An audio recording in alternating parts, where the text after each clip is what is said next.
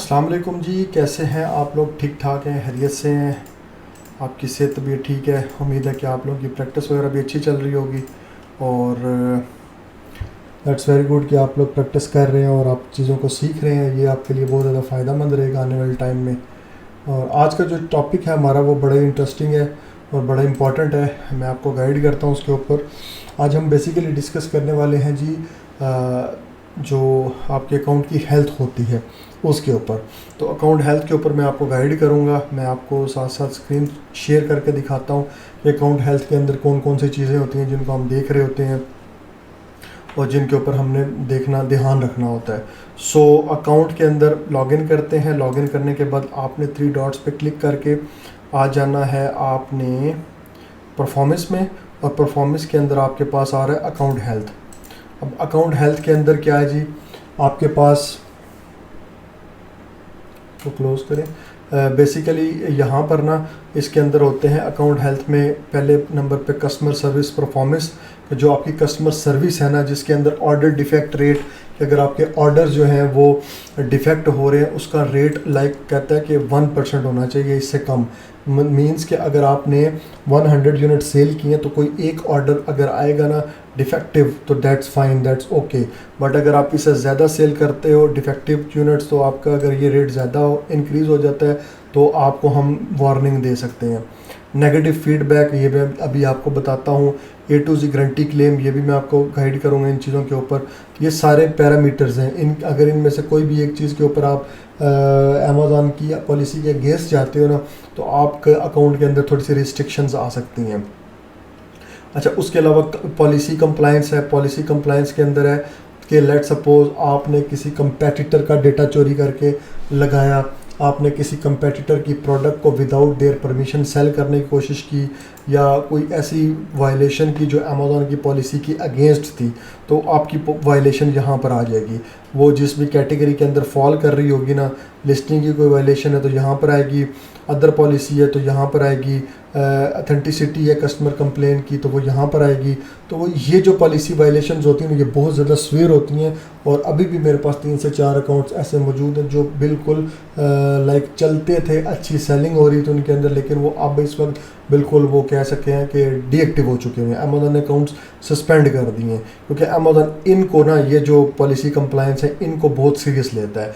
इनके अंदर अगर आपकी कोई कंप्लेन है ना तो आपको बहुत स्ट्रिक्ट किस्म के अमेज़न की तरफ से रिस्पांस नज़र आएंगे। इसलिए आपने हमेशा कोशिश करनी है कि कोई भी वार्निंग यहाँ पर ना आए, इवन इस पूरे पेज के ऊपर कहीं पर भी ना आए। उसके अलावा शिपिंग परफॉर्मेंस होती है, लेट शिपमेंट रेट। जैसे अगर आप FBA कर रहे हैं तो फिर तो अमेज़ॉन की रिस्पॉन्सिबिलिटी है ना, लेकिन अगर आप FBM कर रहे हैं तो 4% से ज़्यादा ऑर्डर्स आपके डिले नहीं होने चाहिए। लेकिन अगर आप 400 ऑर्डर्स कर रहे हो, डिस्पैच कर रहे हो, उसमें से 4% ऑर्डर आपके लेट शिपमेंट हो तो इट्स ओके चलेगा। लेकिन अगर इससे ज़्यादा ऑर्डर्स लेट में जाते हैं तो आपको उसके अगेंस्ट पेनल्टी पे मतलब पड़ेगी। अमेज़ॉन आपके अकाउंट को रिस्ट्रिक्ट कर सकता है। फिर प्री फुलफिलमेंट कैंसिल रेट के, एक कस्टमर ने ऑर्डर प्लेस किया है और उसने साथ ही कैंसिल कर दिया थोड़ी देर बाद, तो 2.5 या इससे अंडर हो तो दैट्स फाइन, चलेगा। लेकिन अगर इससे ज़्यादा ये परसेंटेज जाती है तो आपका अकाउंट फिर भी ख़तरे में रहेगा। फिर वैलिड ट्रैकिंग रेट के, आपने जो शिपमेंट्स क्रिएट की हुई हैं, लाइक जिनके अंदर आपने कस्टमर्स को चीज़ें शिप की हैं, ऑर्डर शिप किए हैं, उनके अंदर ट्रैकिंग मौजूद होनी चाहिए ओवर 95%। अगर इससे कम होती है तो देन आपको इसके अगेंस्ट भी अमेज़ॉन की हियरिंग सुनना पड़ेगी। अच्छा, उसके अलावा जो है ना वो यहाँ पर एक चीज़ थी परफॉर्मेंस नोटिफिकेशन। अगर मैं देख सकूँ कहीं पर, तो मुझे तो नहीं नज़र आ रहा। अच्छा, लेकिन इसमें एक चीज़ मैं बता देता हूँ, voice of customer. Voice of customer account health में बहुत ज़्यादा इंपॉर्टेंट है। वैसे तो अकाउंट हेल्थ का पूरा लेक्चर ही जो है ना, जो डिफरेंट ऑर्डर डिफेक्ट रेट है, नेगेटिव फीडबैक है, A to Z क्लेम है, charge back claim, late shipment rate, pre fulfilment cancel rate, valid tracking rate, सारी चीज़ें बहुत इंपॉर्टेंट है। लेकिन वॉइस ऑफ कस्टमर के अंदर आप यहाँ पर देख सकते हो कि जैसे यहाँ पर ना कलर्स के टीयर्स बने हुए हैं, very poor red, poor orange, then yellow fair, then parrot colour good and excellent for green. इसका मैं आपको समझा देता हूँ, गाइड कर देता हूँ ये कैसे होता है। बेसिकली इसके अंदर ना अमेज़ॉन आपको आपके अकाउंट की लिस्टिंग्स के बारे में बताता है। कहता है कि वॉइस ऑफ कस्टमर में लेट सपोज ये एक प्रोडक्ट है ना, ये उसका SKU है और ये उसकी कंडीशन है फुलफिलमेंट बाय अमेज़ॉन। इसके ऊपर NCX जो रेट है वो 50% है। NCX से मुराद ये है कि रिटर्न का रेट 50% है।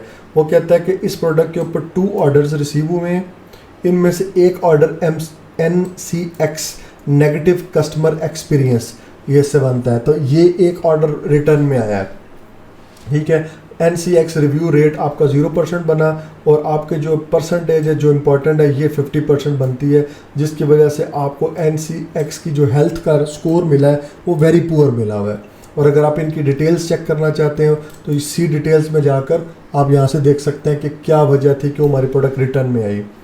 सो देखते हैं यहाँ पर हमें अमेज़न क्या शो करवाता है।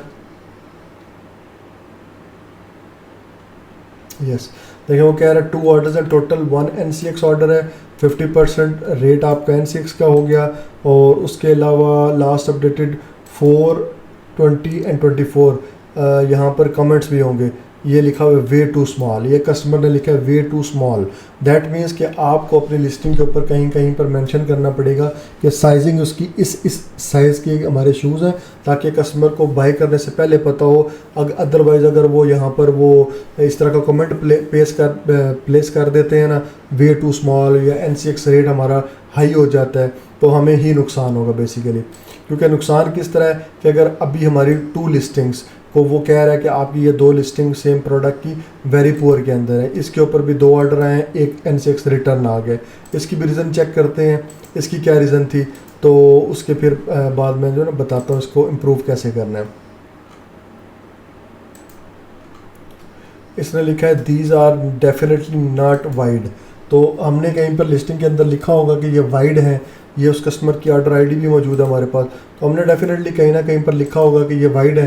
लेकिन कस्टमर ने जब बाय करके उनको चेक किया और कस्टमर कह रही है कि ये these are definitely not wide, ये स्टिफन, तो स्टिफनी या क्या नाम है इसका, तो ये कह रही है कि ये वाइड नहीं है, तो दैट मीन्स कि वाइड नहीं होंगे, इसलिए कस्टमर को लग रहा है। तो इस वजह से हमें देखा कि 2 रिव्यूज़ आए, तो दैट मीन्स कि हमें अपने प्रोडक्ट की लिस्टिंग के ऊपर डिटेल्स को अपडेट करना है कि ये वाइड है या नहीं है, स्मॉल है या नहीं है, लार्ज है या नहीं है।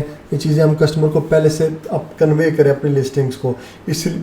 इसलिए जब मैंने लिस्टिंग ऑप्टिमाइजेशन की क्लास ली थी उसमें मैंने ये चीज़ आपको बताई थी कि कोशिश करें कि मैक्सिमम डिटेल्स अपनी प्रोडक्ट की लिस्टिंग के ऊपर ऐड करें, ताकि कोई कस्टमर अगर आपकी लिस्टिंग के ऊपर आता है वो एवरीथिंग देखने के बाद ऑर्डर प्लेस करे। ये ना बाद में अगर आपकी डिटेल कम होगी और आपके बाद में यही हालात होंगे कि आपको NCX के थ्रू रिटर्न्स आ रहे होंगे, ठीक है।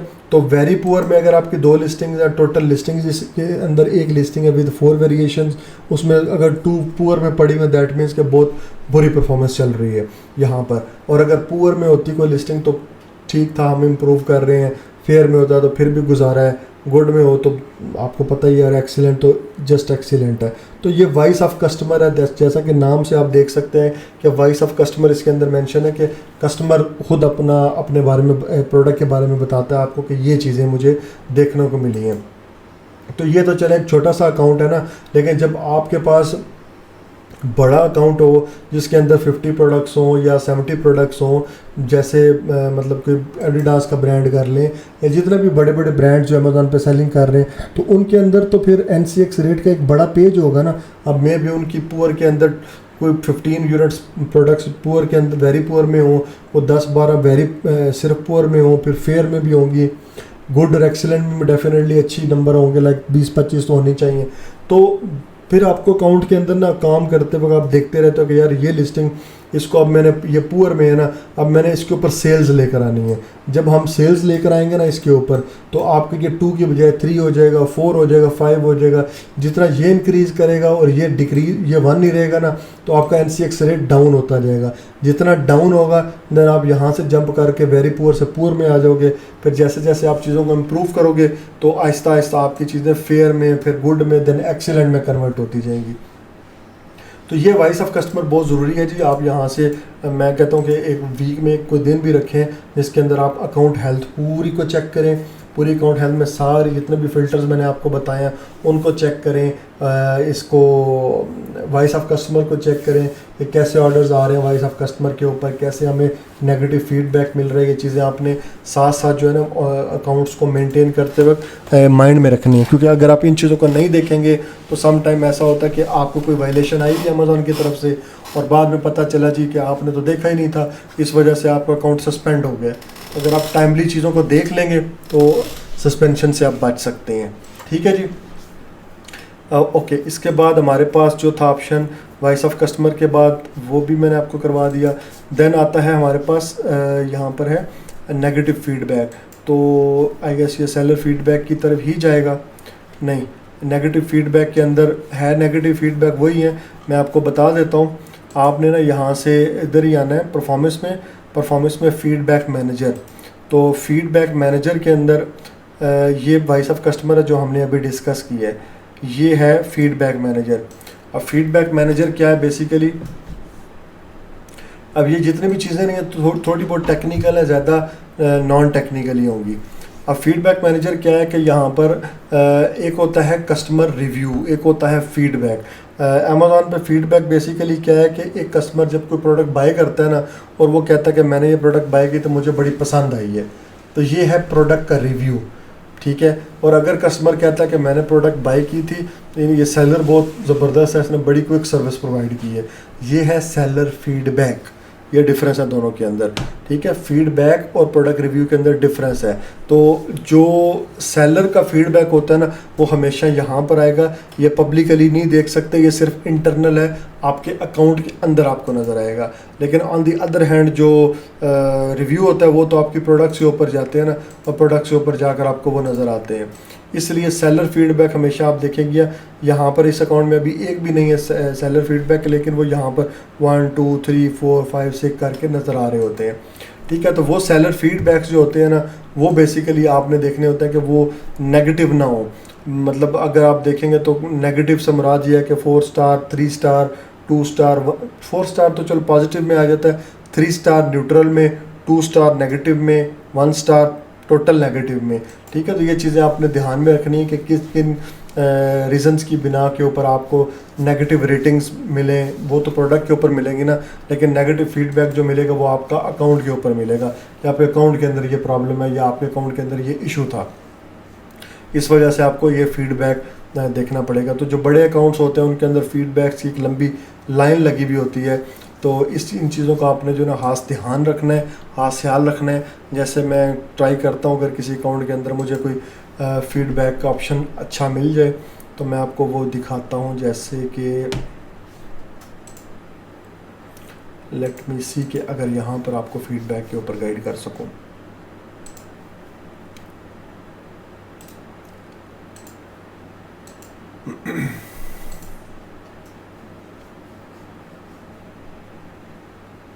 ये देखें जी, अब यहाँ पर ये एक दूसरा अकाउंट है जिसके अंदर 5 स्टार है। Lots of beautiful flower tops make this tea light and airy without, हालांकि ये प्रोडक्ट रिव्यू है लेकिन कस्टमर्स को नहीं पता होता, वो प्रोडक्ट राइट रिव्यू की बजाय राइट अ फीडबैक लिख देते हैं। उनको यही लगता है कि ये हम प्रोडक्ट के बारे में लिख रहे हैं, लेकिन वो जब फीडबैक में जाता है तो फिर हमें उसका जो है ना बाद में पता चलता है कि हमें ये जो इंटरनली हमें फीडबैक के अंदर 5 स्टार मिला ना, अगर यही 5 स्टार हमें एक्सटर्नली प्रोडक्ट रिव्यू की शेप में मिलता ना तो वो ज़्यादा हमारे लिए बड़ा फ्रूटफुल रहना था। ठीक है, खैर यहाँ पर हमारे पास ऑप्शन होता है पोस्ट अ पब्लिक रिप्लाई और रिक्वेस्ट रिमूवल। रिक्वेस्ट रिमूवल के ऊपर मैं आपको बताता हूँ क्या है।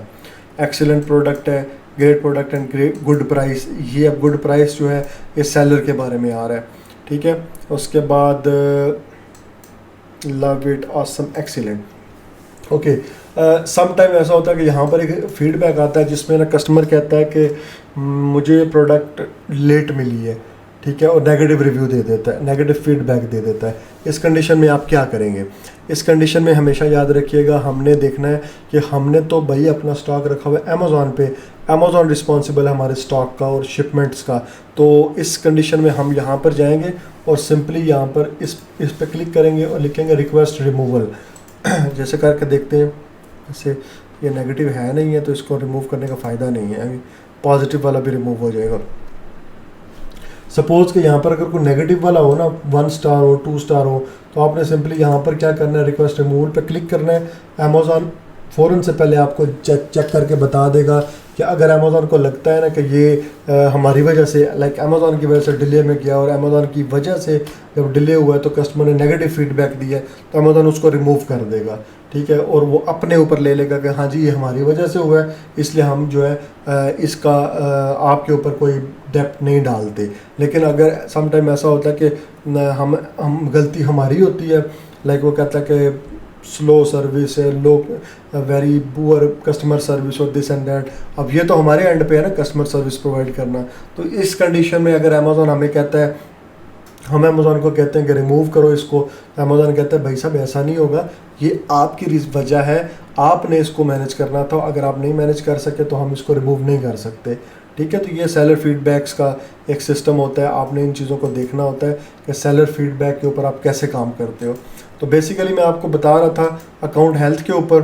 अब अकाउंट हेल्थ से हम यहाँ पर निकल आए, तो अकाउंट हेल्थ के अंदर बेसिकली ये चीज़ें आ रही होती हैं जहाँ पर आप जो है ना चीज़ों को देख रहे होते हैं कि इनके अंदर हमारे पास क्या क्या ऑप्शंस मौजूद हैं। अब देखें जैसे हमारा अकाउंट चेंज हुआ ना, तो अकाउंट चेंज होते साथ ही आप देखें यहाँ पर रिस्ट्रिक्टेड प्रोडक्ट पॉलिसी वायलेशन एक आ चुकी है। ये वायलेशन है यहाँ पर हमें मिली हुई है, जो कि इससे मुराद ये है कि आपने कोई प्रोडक्ट की वायलेशन की है, मे भी आपने किसी कंपेटिटर को कॉपी करके लगा दिया है या कोई भी वायलेशन की है, तो आपकी ये वायलेशन यहाँ पर आ चुकी है।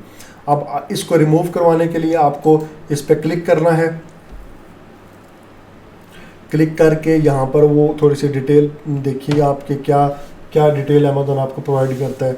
वो कह रहा है कि इस प्रोडक्ट के ऊपर आपने ना वायलेशन किया, लाइक ये कंपेटिटर के प्रोडक्ट आप सेल करना चाह रहे थे, तो इसके ऊपर आपने क्या करना है कि अमेज़ॉन ने एक्शन ये लिया कि लिस्टिंग रिमूव कर दी है। और अकाउंट का हेल्थ के ऊपर क्या असर पड़ा है, फ़िलहाल नो इम्पैक्ट, क्योंकि एक ही कंप्लेन थी इसके ऊपर, इसलिए कोई मसला नहीं बना। लेकिन अगर ज़्यादा होना तो आपको आपका जो स्कोर है अकाउंट हेल्थ का वो भी डिक्लाइन कर जाता है। लेट सपोज़ ये जो स्कोर है अकाउंट का ये भी डिक्लाइन करता है, और अगर आप ये 100 से नीचे आ जाते हैं तो ये रेड कलर में हो जाएगी। दैट मीन्स कि आप अगर स्टेटस हेल्दी से ना पुअर में चला जाए, दैट मीन्स कि आप बस जो है ना वो आपका अकाउंट किसी भी वक्त डीएक्टिव हो सकता है। लेकिन अभी क्योंकि हमारा अकाउंट अच्छा चल रहा है, इसके अंदर सेल्स अच्छी हैं और इसका स्टेटस इसलिए हेल्दी कंडीशन में हमें नज़र आ रहा है यहाँ पर, ठीक है जी।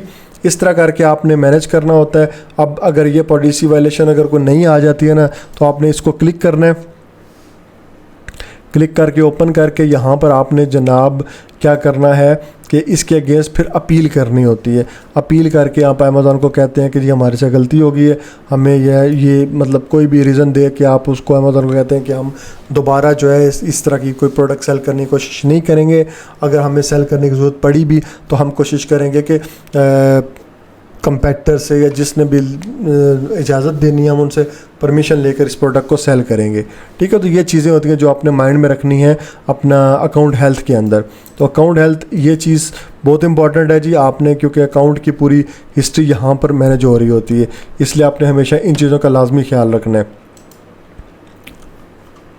उसके अलावा अब अकाउंट हेल्थ के अंदर परफॉर्मेंस में अकाउंट हेल्थ है, फीडबैक मैनेजर मैंने आपको बताया है, वॉइस ऑफ कस्टमर भी मैंने आपको बताया, परफॉर्मेंस नोटिफिकेशन ये मैं आपको बता देता हूँ। आपके अकाउंट में कोई जब भी कोई सीरियस किस्म का इशू आएगा ना, तो सीरियस किस्म के इशू से मुराद ये है कि अमेज़ॉन ने डायरेक्ट अगर आपसे बात करनी है बीइंग एज अ सेलर, तो वो आपसे रब्ता करने के लिए आपको यहाँ पर मेल्स किया करेगा। जैसे ये मेल्स आई हुई है ना, तो ये आपकी मेल्स हैं। जैसे ये लिखा हुआ है notification of restricted product removal, ये 3 नवंबर को आया था, तो ये स्टिल यहाँ पर मौजूद है, ठीक है। मतलब ये मौजूद से मुराद किया है, हमने इसको रीड ही नहीं किया। तो ये देखिए हमारे सामने ईमेल पड़ी हुई है।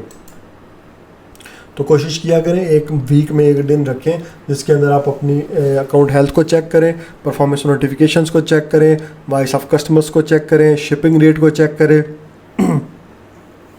इन सारी चीज़ों को वीक में 1 दिन लाजमी आपने चेक करना है, ठीक है। तो उम्मीद है कि आपको अकाउंट हेल्थ के ऊपर थोड़ी बहुत गाइडलाइन मिल गई होगी, और आप अपने अकाउंट्स के अंदर भी अकाउंट हेल्थ को देखिएगा, और अगर कोई क्वेश्चन हो आपका तो आप मुझसे पूछ सकते हैं, ठीक है। मिलते हैं जी नेक्स्ट वीडियो के अंदर।